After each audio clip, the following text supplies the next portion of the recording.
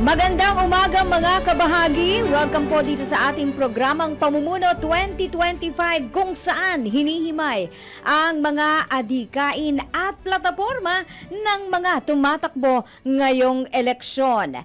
Ako po ang inyong lingkod, Met Sanding Minion. At syempre po, ang inyong kabahagi, Ben Paipon sa Pamumuno 2025. Eto ho, mga kabahagi, ang ating mga kasama ngayong araw ay nagtapos po ng kanyang BA Political Science sa Lyceum of the Philippines University, Manila. Aba, dito lang, kapitbahay lang po, no?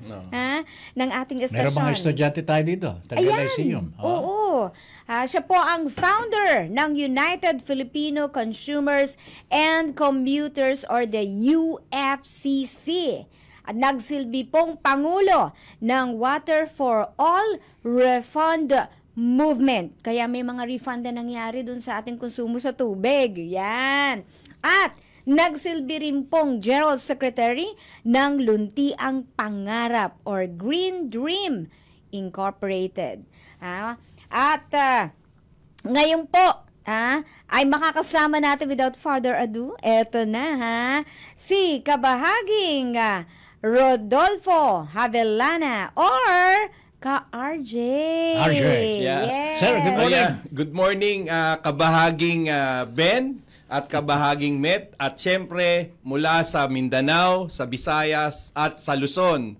Lalo-lalo na yung mga nandyan sa Tarlac. Mukhang malakas ang ang grupo natin sa Tarlac. No? Number one yung stasyon natin dyan sa Tarlac.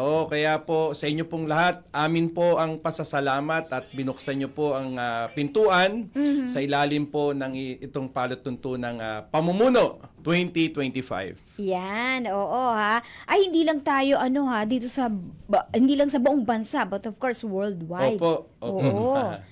May napansin ako kay RJ. Ano yun? Ano ba yun? Sa tagal na nating pagsasama-sama nito sa kabilang himpilan pa ho alam po natin kung anong edad nito Oo nga hindi po nagbabago. Sinabi mo. Akin hong katanungan dito you are representing senior citizens and you are not yet a senior. Parang magkakaedad lang tayo. Oo nga po. Parang magkaedad lang tayo. Kuyang Ben, hindi tayo nagkakalayo. Hindi tayo nagkakalayo. Sinasama niya, sarili niya, di ba? Alam niyo po, ang sikreto para maging bata, una, yung ginagawa niyong dalawa, kabahagi Met at kabahagi Ben, yung laging tumatawa. Ayun. Yan. Always smiling. Yan ang napuna ko nung sa opening speech niyo, nakangiti agad Dapat.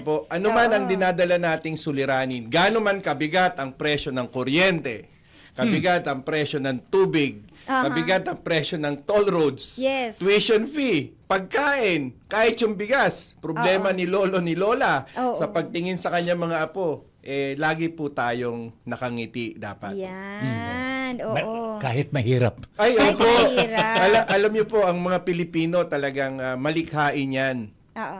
Lagi siyang gumagawa ng mga solusyon para lang ma-survive niya yung kanyang pamilya. Kaya napakahalaga po ng isang lolo at ng isang lola, lalong-lalo na kapag busy na yung ating tata, yung ating nanay, o yung ating ate at kuya sa paghahanap buhay, ang mga naiiwan sa bahay, syempre, nagiging nani na nga no? Yes. Pero alam niyo po, ako po ay may apo na rin. Sa tuwing ako ay sasalubungin ng apo, ay grabe, ano man ang pagod ko. Nawawala. Ano man ang sabihin nating init ng ulong meron. Ay naku po, napakasarap po magkaroon ng apo. Talaga ba?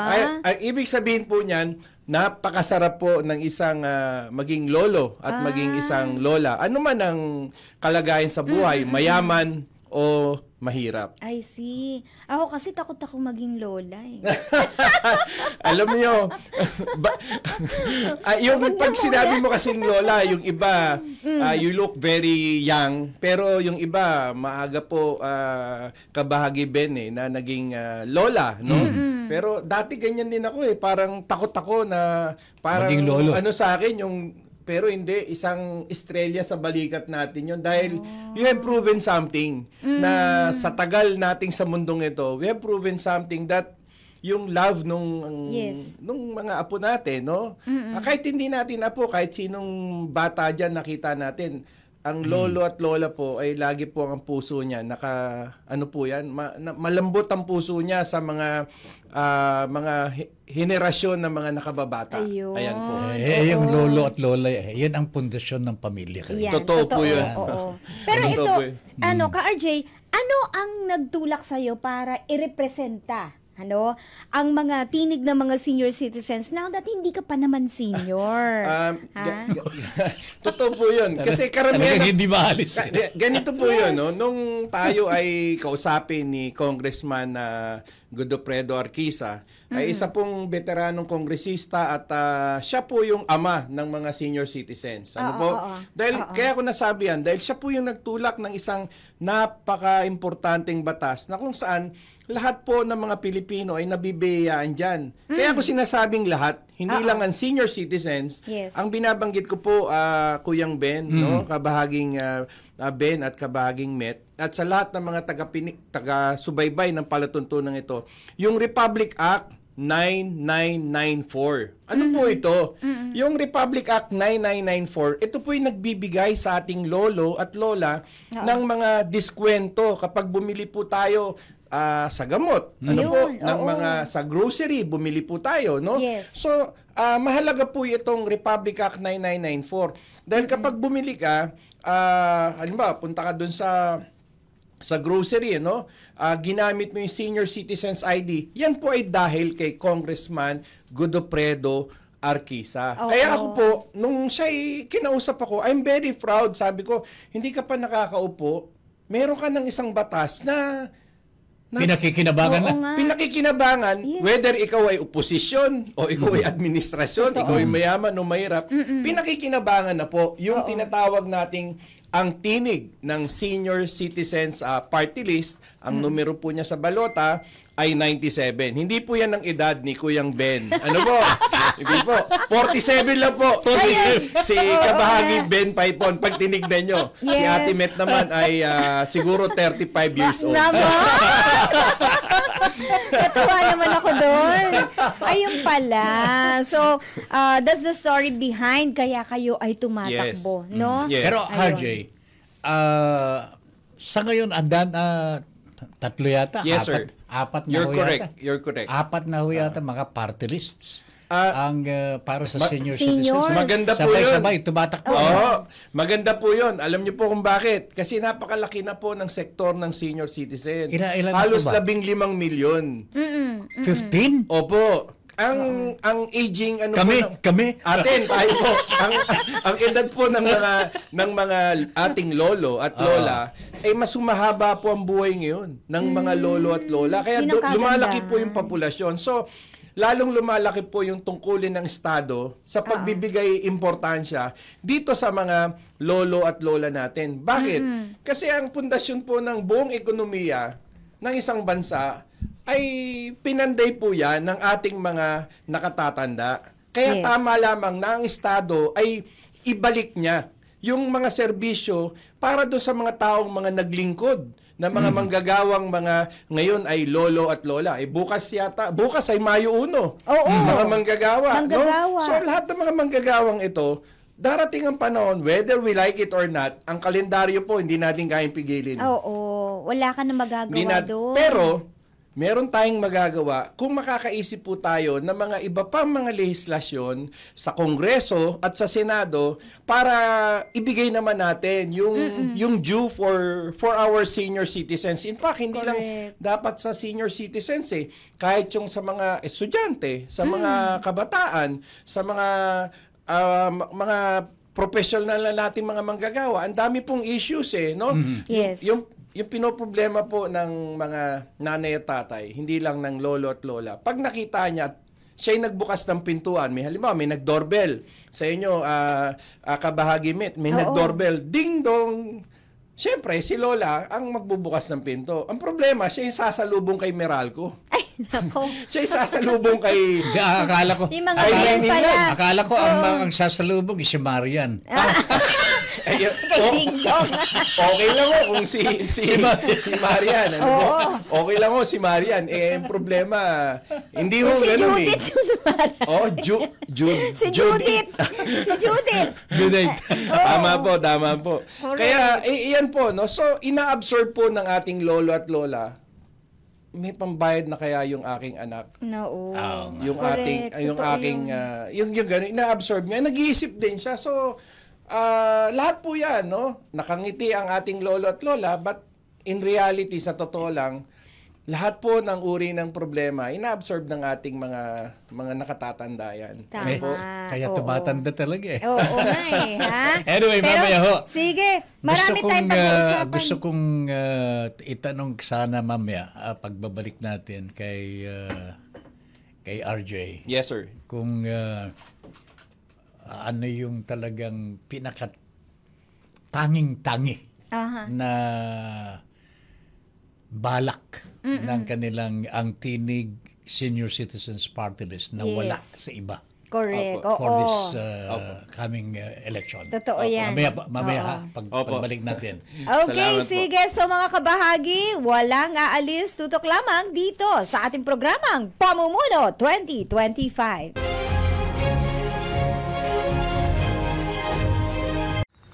Pamumuno 2025. Pamumuno 2025. So, balikan natin, Tata Ben, ha? Meron akong tanong kanina eh. Na nabitin? Nabitin. Yes, sige. Gusto ko rin malaman kay RJ talaga.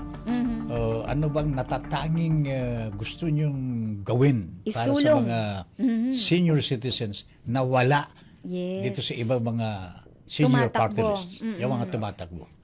Alam niyo po, ang background po ni RJ Avellana, ako po ay advocate ng mga consumers at advocate po ng mga commuters. Sa larangan po na yan, napakalawak po ng usapin ng consumers at commuters. Puntahan na lang po natin yung halaga ng presyo ng gasolina. Kapag ang isang senior citizen nagmamaneho at nagpakarga ng krudo, whether ito ay gasolina o diesel, wala naman po itong diskwento. Ano po? Pero kung sa mga senior citizen ay mabibigyan, ay napakalaking bagay po niyan. Ano po? Yes. In fact, kahit po ipaglaban po natin yung sinasabing pagtatanggal ng tax reform for acceleration and inclusion, yung train law, specifically ang train law po, para sa inyong kaalaman, meron pong dinadagdag na excise tax sa petrolyo na 9 pesos para sa gasolina. Kada karga mo, kada litro. Halimbawa po, nagpakarga ka ng 10 litro, kung meron niyang plus additional taxes ng excise tax sa train law na 9 pesos, that's 90 pesos. Correct. So, 2 kilong bigas o 1 kalahating kilong bigas. Ano po, no? Malaking bagay 'yon. At hindi lang po senior citizens ang magbibenepisyo. Ang buong sambayan ng Pilipino. Kapag nawala po yung excise tax niyan sa train law, hindi lang si lolo at si lolang matutuwa, kahit po ang mga estudyante, ang mga kabataan, ang mga nanay at tatay natin, dahil magti-trigger po ito ng malaking pagbabago sa lahat ng uri ng presyo ng bilihin. Yes. Whether pagkain, whether ito ay gamot, whether ito ay isang mula sa manufacturing sector na kumukonsumo ng napakamahal na singil sa kuryente. Ano po, kapag gumagamit din po sila syempre ng mga petrolyo, no, para patakbuhin ng mga empresa na 'yan. Gagalaw po ang presyo. Pwede itong bumaba at doon po natin masusubukan yung mga economic managers natin na dapat ipatupad itong batas na ito. Total, congressman at mga senador naman ang nagpatupad ng train law. Ano po? Kaya yan yung isang kalbaryo na lagi pong dinadala nating mga tinatawag nating mga Pilipino. Dagdag pa natin diyan yung sa petrolyo, siguro pwede rin tanggalin na yung yung 12% value added tax o yung EVAT. Just imagine kung may 9 pesos plus yung 12%, ano po? Halimbawa 1,000 pesos sa 12 pesos, that's how much? 13. Oo. That's 12% is 100 120 pesos. 120 pesos. Just imagine. And then, you have another 90 pesos deduction. That's 210 pesos. Parang patong-patong ang Yes, no? Ang yes. buwis sa gasolina. Kaya po, ang mambabatas naman, even though you are representing a particular sector, like the senior citizens sector, kailangan ng matinding tinig, no? Para encompassing yung ating serbisyo na gustong ibigay. Yes. Doon ka lang magtataka, bakit yung ilang mga mambabatas, bakit ayaw nilang galawin ang usapin na ito? Parang ang iniisip pa nila, saan kaya tayo kukuha ng mga additional taxes? Yes. No? Sa public. Yan yung laging iniisip ng Department of Finance. Pero sa totoo lang po, may mga pamamaraan na pwede naman pong direktang mapababa yung mga halaga ng bilihin. Halimbawa, kung ang gobyerno po natin, kabahaging MET at kabahaging BEN, ay tax collection, ba't di ayusin ng Bureau of Internal Revenue yung tax collection? Yung sistema nila, no? Na papakolekta. Alam naman na po natin yung realidad eh. Halimbawa, nagbabayad siya ng 1 billion no, na taxes. Dahil meron siya magaling na accountant. Yes, no, na CPA, no, Napababa. magaling na accountant, no. Pwede niya magawa itong 300 million o 200 million. So talo na yung gobyerno diyan. So, yung efficiency ng tax collection, yun pa lang, ang laki ng makukolekta. So hindi mo na kailangan ng additional taxes. Hindi mo na kailangan yung tinatawag nating excise tax sa petrolyo. Kasi efficient yan yung BIR collection mo. Ngayon, punta naman tayo dun sa kabila. Hindi lang BIR. Meron tayong tinatawag na Bureau of Customs. Alam nyo naman ng Bureau of Customs, di ba? Huwag mo na masyadong ilalakas. Kabisado. Yung mga Kabisado yan itatabin. Bureau of Customs. So, talagang makukuryente ka dyan sa Bureau of Customs. So, wag na po nating masyadong iligaw yung mga usapin na nanarya naman. So, may mga namumuno. Pero ano bang ginagawa ng mga pinuno natin? So, tayo bilang mga mambabatas, baka naman pwede nating kausapin.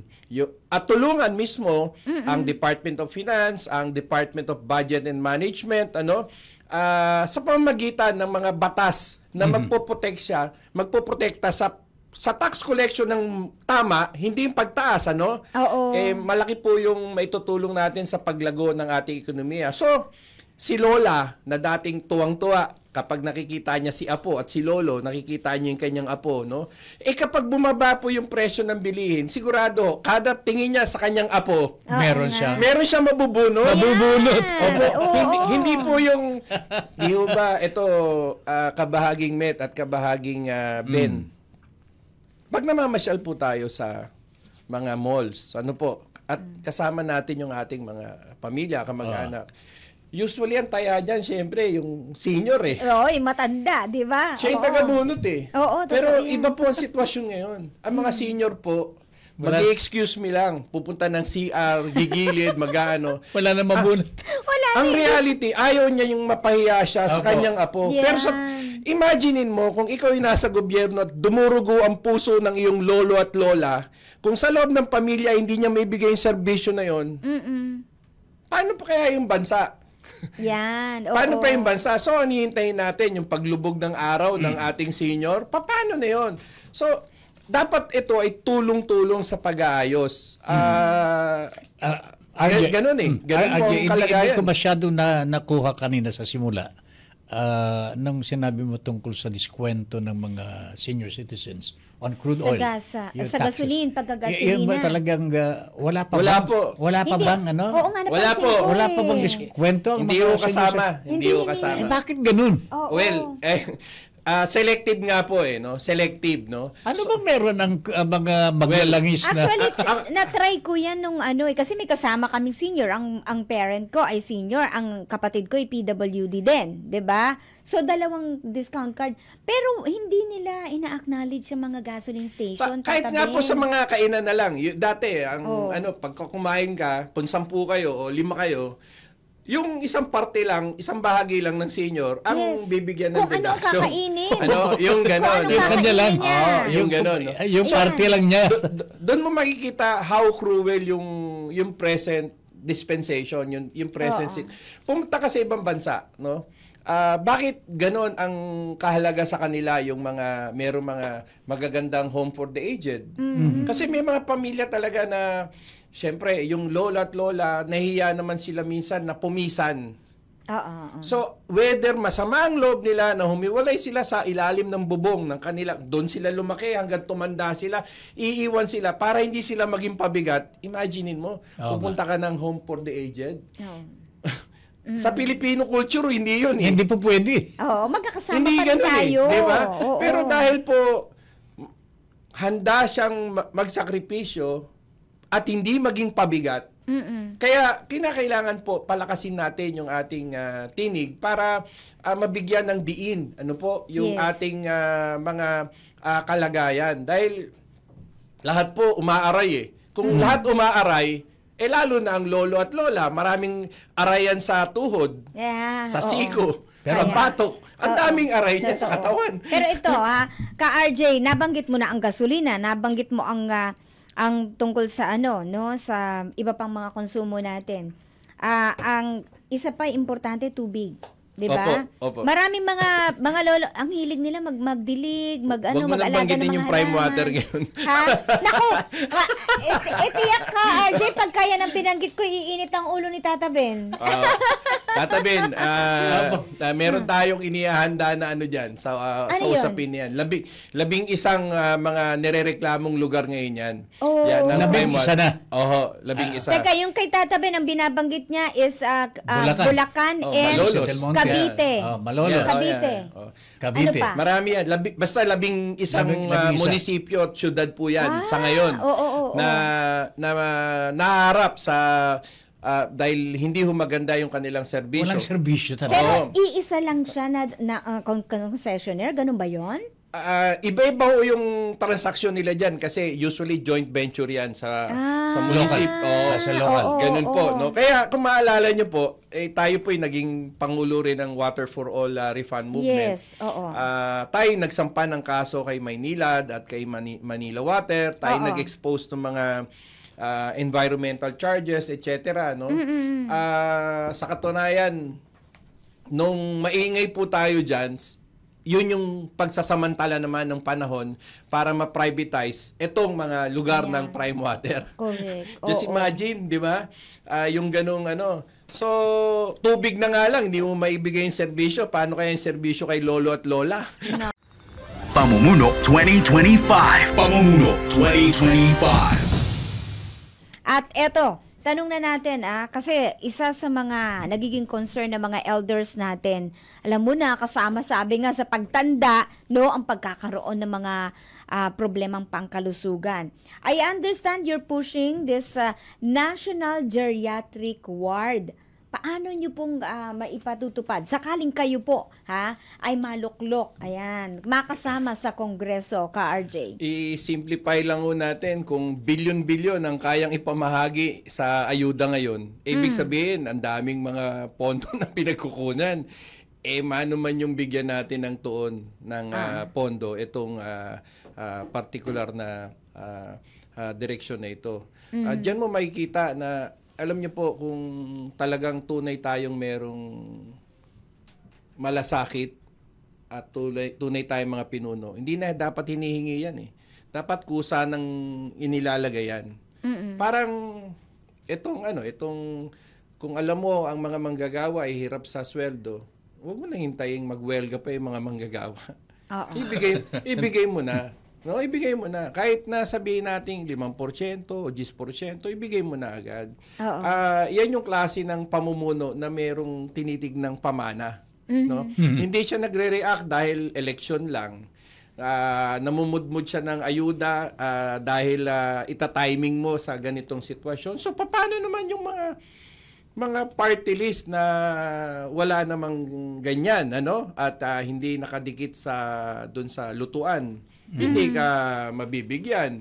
Yes. Yan ang labanan ngayon, Kaya itong partikular na usapin ng kalusugan, Alam niyo po, health is wealth eh. Totoo. Kaya kung hindi natin kayang bigyang halaga yung ating mga senior citizens, no? Ibig sabihin plastic ang mga namumuno na ito sa ating lipunan. So wag na nating hintayin pa na yung mga namumuno na yun ay magsipagtandaan at ma-realize nila sa dulo.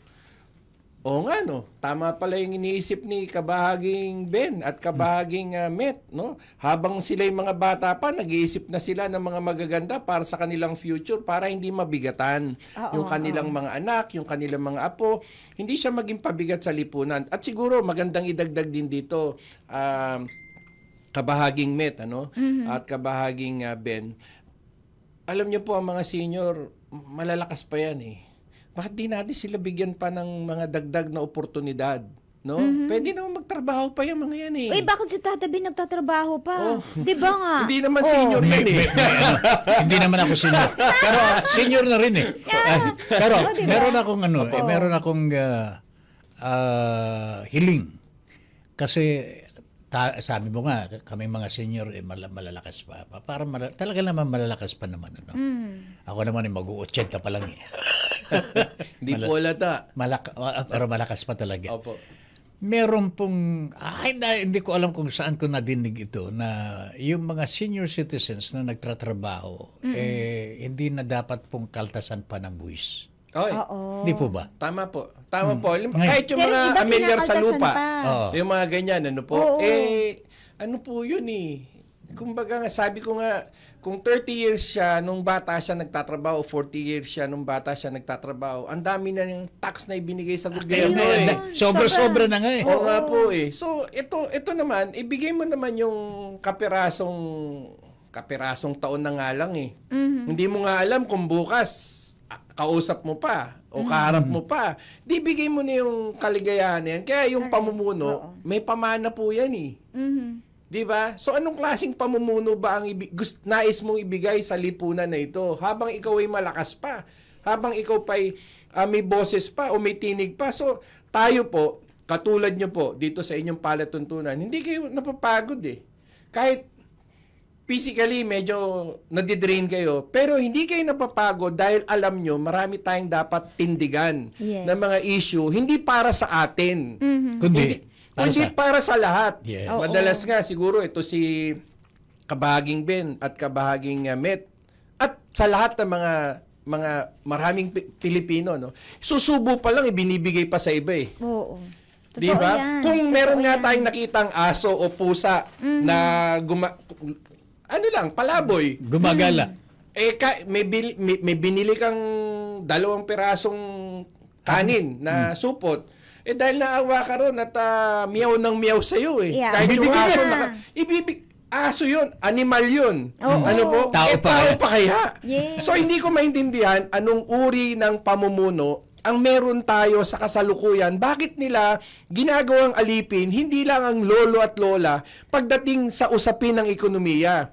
Parang ang kaban ng bayan ay parang ipinapamana na lang natin doon sa mga ilang pamilya na kumukontrol sa kabuhayan ng marami. Sino ito? Yun ang masakit. Ito yung oligarkiya, no? Pero meron akong dalawa pala. Ang naalala ko na oligarko, no? Na mayaman, na may patriotiko talaga. Yung nasirang Araneta. At yung nasirang Kuwangko. Oo.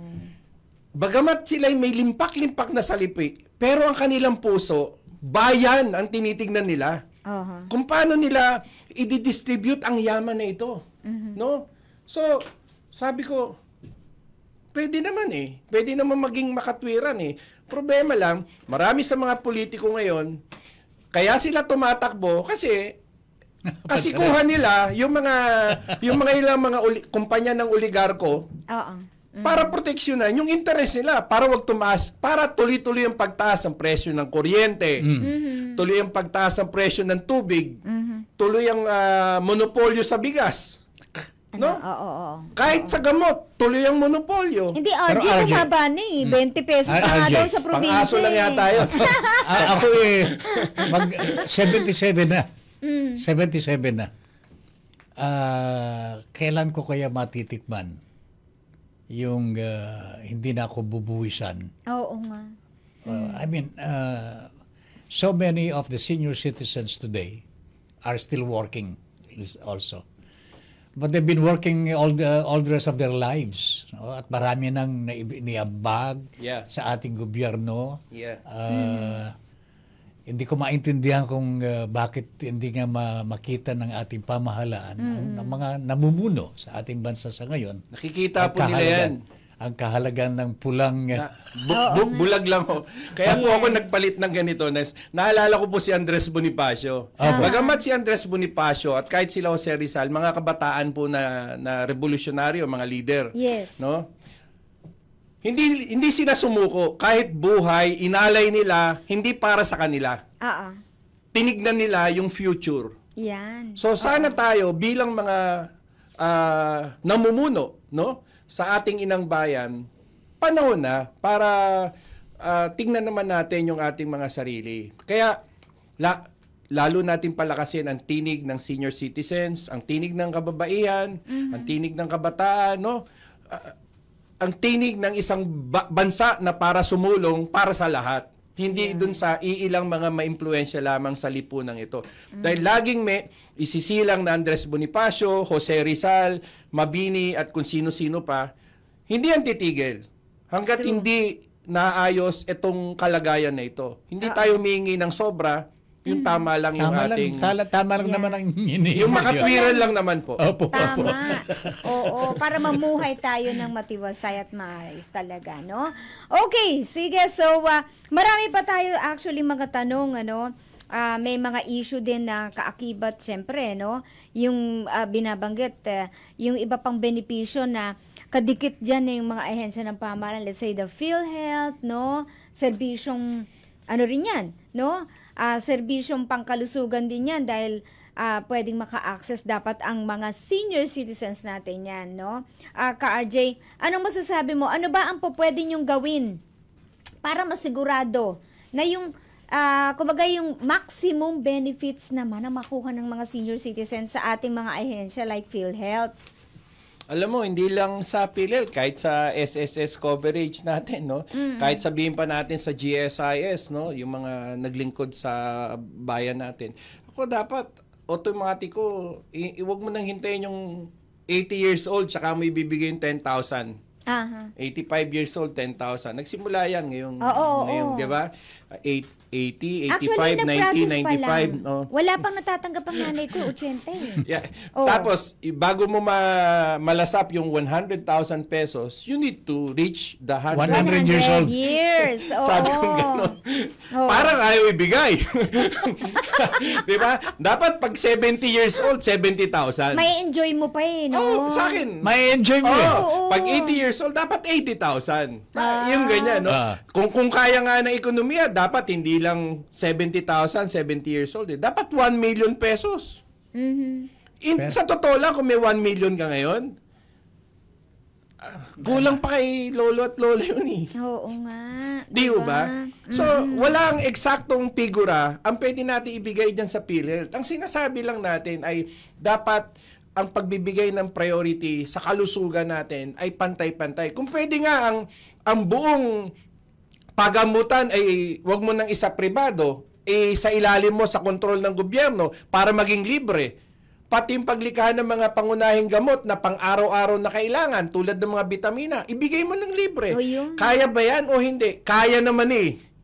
Pero kinakaya ho nung iba na ibigay dun sa iba. Pero ito problema kasi, RJ we have public hospitals. Yes, ito sir. Talaga tumutulong sa mga, hindi lamang mga senior citizens, kung hindi pangkalahatan. Opo. Ito problema natin. Gusto pang i-privatize. Ay, Diyan mo makikita. Gusto ilabas ko na yung latigo ko. Diyan mo makikita yung iba na yung mentalidad. Ngayon, bumabaha ang ayuda. Di, syempre, palakpakan. Ano? Hindi alam ng publiko. Galing rin naman sa taxes natin. Yes! At hindi alam ng publiko, yung ipinamumudmud na yan, inuutang pa yan eh. Sa World Bank, sa IMF, Asian Development Bank, sa mga private banking institution. Inuutang pa yan eh. Sino magbabayad niya? Yung future generation. Sinabi mo. Di ba? Yung mga apo. So, may problema po sa pagbibigay ng prioritization ng mga programa eh. Sige. Ano po? Tututukan po ba ninyo ito pagdating ng panahon? Hindi lang natin tututukan. Ano po? Sisiguraduhin natin may patutukan Naglagay na po kayo ng pulang Naglagay na po kayo ng pulang necktie. Go na tayo dyan. Pag tayo ay nakaupo dyan, nakasama dyan, ano po, yung Speaker of the House, kahit yung Senate of the President at yung Presidente ng Pilipinas, regaluhan natin ng ganito. Dahil pag hindi sumunod, hilahin mo na, Kuya Ben. Kakaibang paraan ng pagre-revolution itong alam ni Karjay. Sige. Hindi, hilahin mo para umayos. Kala ko kung anong hila gagawin natin eh. Inayos mo ba yung salita? Sige. Naintindihan ko na eh. Mga kabahagi, teka muna ha. Gumaganda lalo usapan natin pero magpo-pause tayo for a break at magbabalik ka agad ang Pamumuno 2025. Pamumuno 2025. Pamumuno 2025. Okay, tayo po'y pumapasok na sa final segment ng programang Pamumuno 2025 at muli nating balikan ang ating guest for today. Siya po ay tumatakbo bilang third nominee ng Tinig ng Senior Citizens Party List, si Ka-RJ Javeliana. Okay, Tata Ben. Alright, yung RJ, ating mahalagang tanong. Ang party list po ninyo, ang Tinig ng Senior Citizens. Ayan. Ito ba yung bago? Ito ba yung bago? Ito po yung ikalawang paglahok na nila Congressman Godofredo Arquisa. Pero originally, yung mga naunang mga party list na senior citizen ay bahagi doon si Congressman Arquisa. Okay. Ano po, at dumaan yan sa maraming proseso. Kaya ho ngayon ay tatlo yung grupo ng mga party list. Okay. Ano po? Lahat po tulungan natin. So, ano po? Ito, RJ ha? Tatlo kayong mag-aaway-aaway sa boto namin. Kasi isa lang. Okay. Isa lang ang Dapat iboboto isa natin lang. party list. Okay. Oo. Sabihin ninyo sa taong bayan ngayon, bakit ang Tinig ng Senior Citizens Party List ang dapat iboto? Kausapin niyo po ang ating taong bayan. Alam niyo po, nasubukan na po natin si Congressman Godofredo Arquisa. Isang CPA, isang accountant, isang lawyer. Saan ka nakakita niyan? CPA na, lawyer pa. At nung siya naging mambabatas, siya ay primary na nagtulak ng Republic Act 9994. Yung diskwento po na natatanggap natin. Ano po? Kaya nagkaroon ng Office of Senior Citizens sa office, sa lahat ng munisipyo, sa lahat ng syudad. At ito ay nararanasan na natin ang biyayang ito. Hindi po ito para naging personal na itinulak ni Congressman Arquisa. Kung hindi, ito'y para sa lahat. Whether ikaw ay mahirap o mayaman. Hindi siya selective. So ganyan po, natitikman nyo na po ngayon ang tinig ng Senior Citizens Party List number 97. Tikim nyo na po yan. At kung ano man tulong ang meron na ibigay, yan po ay inisip hindi po para sa pansariling kapakanan ng antinig ng senior citizens, kundi para po sa ating lahat. At makakaasa po kayo. Ang inyong lingkod po ay ilang beses na rin naman tayong na demanda ng mga malalaking mga kumpanya dyan, ilang beses na rin naman tayo nakabangon. At sa track record natin, pagdating sa usapin ng kuryente, ng tubig, kahit po sa pamasahe, sa mga presyo ng bilihin, hindi po tayo tumitigil. Lalong-lalo na po sa usapin ng ating mga senior citizens, na yan din ang mga pinoproblema. So, makakaasa po kayo, ang number 97 ay nanunumpa sa sambayan ng Pilipino na ang aming pamumuno ay ibibigay po namin ng 100%. Ito man po ay buhay man ang aming may alay para sa ating magandang pagsulong ng inang bayan. Ayan. Ngayon lamang po tayo nakakita ng kandidato na nanunumpa sa harap ng taong bayan. Yes, RJ, salamat po. Karangalan ko po ang maanyayahan kabahaging Met at kabahaging Benpay po, at sa lahat ng mga staff na nandito, at sa espiritu po ng ating pundador ng Radyo Pilipino na walang iba kundi ang patriotikong industrialist na si Danding Huangmo, ano po, at sa kanyang mga kamag-anak. Sana po ituloy nyo ang Radyo Pilipino. Palakasin nyo ang Radyo Pilipino sapagkat wala hong magmamahal sa ating bansa kung hindi tayo ring mga Pilipino. Ang Radyo Pilipino ay simula po ng pamumuno sa hindi lang sa Himpapawid, kung hindi doon sa realidad na sa gobyerno. Opo, na ating nararamdaman ngayon. Mabuhay po ang Radyo Pilipino, mabuhay po ang pamumuno 2025. Salamat. Yes, naku, thank you very much, Ka-RJ. Sana buhay pa si Danding. Ano? Yun, no? Narinig ka. Narinig niya po tayo. Oo, Alam ko na, nakikinig yung kanyang mga ano eh. Opo, nasa baba. Salamat po, maraming po salamat. Salamat po. Okay, sige, shoutout muna tayo dito sa mga viewers natin and listeners. Genesis Quezon, Eden Pedralves, Carol Renia, Michael Cruz, Aldrin Santiago, Lizelle Carranza, Donald Colinares, of course, Uno Maki, Karen Mendoza Pama, si Booker Panotes, nanonood din sa atin. Special mention, Angelo Reda, Happy Payday, Wednesday, tanghalian, RP. Oy, Sweldo ba? Huwag niyong ubusin bukas kasi holiday, walang pasok Huwag niyong ubusin ang inyong sweldo. Nako. Okay. Meron pa bang uubusin? Pambayad. Pambayad.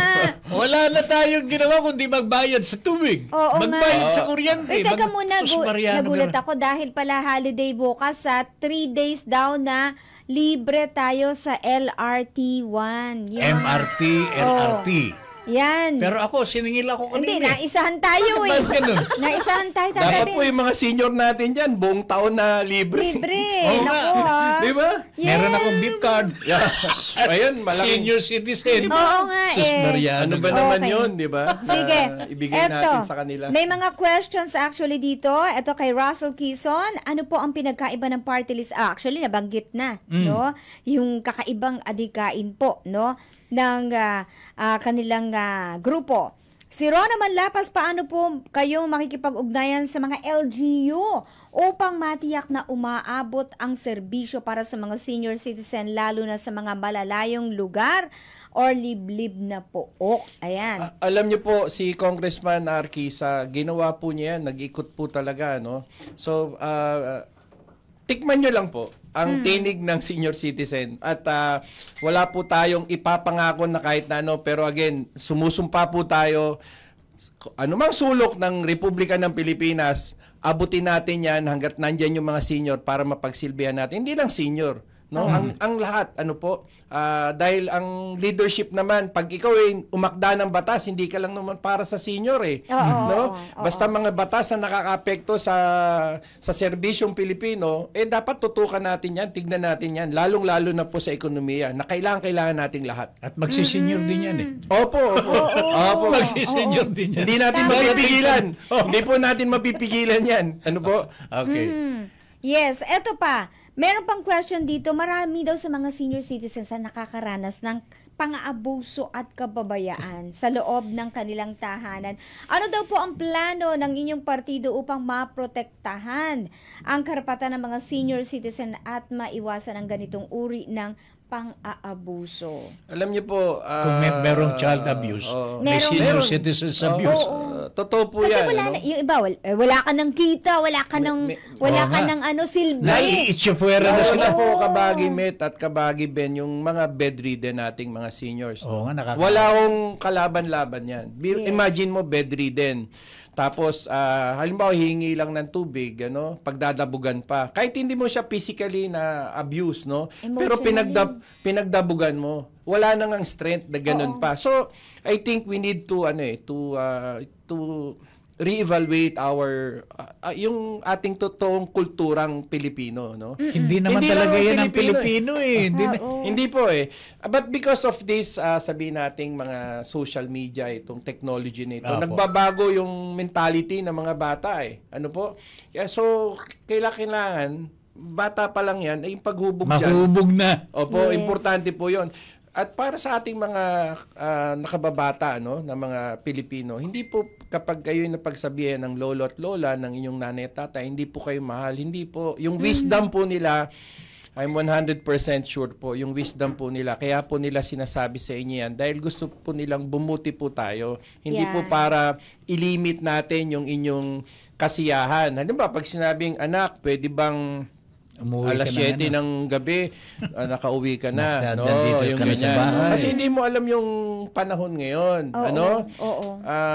Maraming mga kabataan na nabibiktima ng ganyan. So, hindi naman lahat ng kabataan ganyan, no? Pero nasa Department of Education, nasa leadership, no? Yung sabi ko nga yung way of thinking natin kung public service, kung public interest, kahit hindi na senior citizen, sa pangkalata na kung public interest ang kanilang ipinunta sa Kongreso, sa Senado, diyan sa Malacanang, hindi natin dadanasin to. It's leadership. Ayun. Nasa pamumuno po talaga. Good governance. Pamumuno 2025. Yan. Tama po yun. Tama po yun. Diba? Sa pamumuno. Okay, so dumating na tayo sa takdang oras ng ating pamahalaan for today dito sa ating programa. Maraming salamat muna sa mga kabahagi natin dito sa production. Of course, sa pangunguna ng ating production head, Miss Ann Go. And of course, Manager Ram Malonzo. Nandiyan rin po ang ating mga magagaling na researchers sa panguna po ni John Serge Magat. And of course, si Miss Fiana Sweet Ferrer. At kasama natin, syempre, dito sa booth si Mikael. Thank you very much, Mikael. And Tata Ben, ang mga nasa technical side. Alright, bago ang technical side natin, RJ, it's our honor to have you in our program. At hangad ko po na magkita tayo sa Senado. Kongreso. Amin po ang karangalan. Dahil nabigyan niyo po kami ng espasyo sa inyong napakalagang palutuntunan dito sa Pamumuno 2025. So,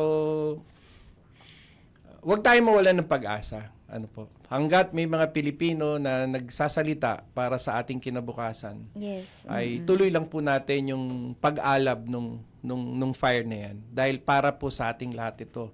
Hindi po ito para kay Kuyang Ben, kay Ate Met, no? Kay Mikael, kay Ann, at sa lahat. Kundi para po sa ating lahat to. Atin po ito, panghawakan natin yung ating kinabukasan. Mas marami po tayo kaysa dyan sa mga konting mga ibaluktot ang pag-iisip. Marami po tayo. Salamat po. At number 97 po sa balota, ang tinig ng Senior Citizens Party List. Mabuhay po kayo. Okay. Huwag din yung kalalimutan niya. Number 97, tinig ng Senior Citizens Party List. So, thank you din po sa ating technical department. Sa pangunguna ni Engineer Dave, thank you very much. Kina Joshua Seda. And sino pa bang nandyan? Si Dromar, nandyan ba? Nawala. Wala si Dromar. Niyari na. Alright. Anyway, thank you very much sa ating mga kabahagi na nandyan po sa technical department. Ganon din po kay Aldrin. Nandito si Aldrin Santiago. Researcher po natin and other students from UST, CEU, FEU, LPU, and Adamson University. Okay, sige. Batiin ko lang si Carmelita Mabalatan Serato ng happy birthday. Nagsiselebrate ng birthday today. Mga kabahagi, sumayin na naman po ang isang oras na paghimay sa mga adikain plataforma ng mga tumatakbo ngayong 2025 elections. Ako po ang inyong lingkod, Met Sanding Minyo. At syempre po ang inyong kabahagi sa Himpapawid, Ben Paipon. Para sa ating Pamumuno 2025.